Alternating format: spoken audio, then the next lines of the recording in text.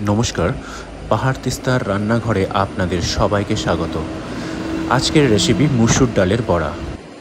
খোলা আকাশের নিচে পাহাড় নদীর ধারে বসে মুসুর ডালের বড়া তৈরি করা হয়েছে।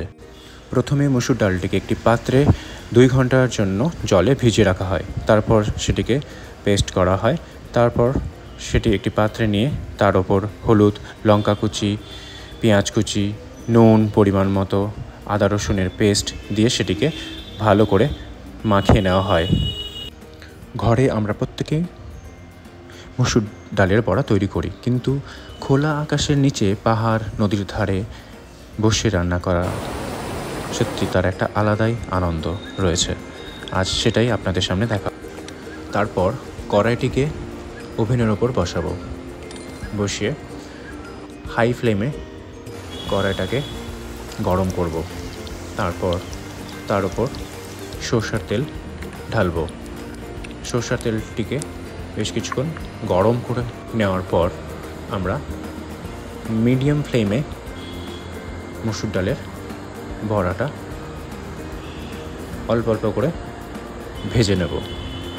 এই সুন্দর প্রকৃতির মাঝে মুসুর ডালের বড়া তৈরি করা হয়েছে, যেটা সত্যি খুব আনন্দের এবং খেতে খুব ভীষণ ভালো লেগেছিল। এবার ফ্লেমটিকে একটু লো করে মুসুর ডালের বড়াগুলোকে ছেড়ে দেওয়া হচ্ছে। পাহাড় তিস্তার রান্নাঘরে পাহাড় নদীর ধারে বসে এই প্রথম ভিডিও করা হয়েছে। আপনাদের যদি ভালো লাগে কাইন্ডলি এটিকে সাবস্ক্রাইব করবেন। আমাদের আরও অন্যান্য ভিডিওগুলো পেতে পাশে থাকা বেল আইকনে প্রেস করুন। ভালো লাগলে চ্যানেলটিকে সাবস্ক্রাইব করে ভিডিওতে একটি লাইক অবশ্যই দেবেন।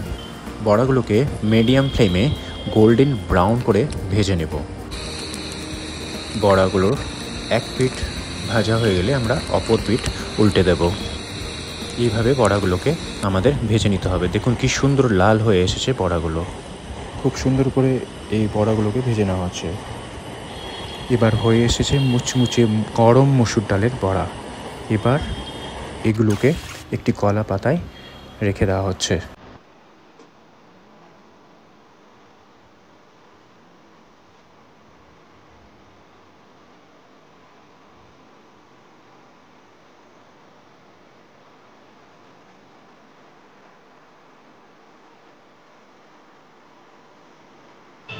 ভিডিওটি ভালো লাগলে চ্যানেলটিকে সাবস্ক্রাইব করে পাশে থাকুন এবং এরকম পাহাড় তিস্তার রান্নাঘরে এরকম আরও অনেক ভিডিও পাওয়ার জন্য পাশে থাকা বেল আইকনটি ক্লিক করে দিন।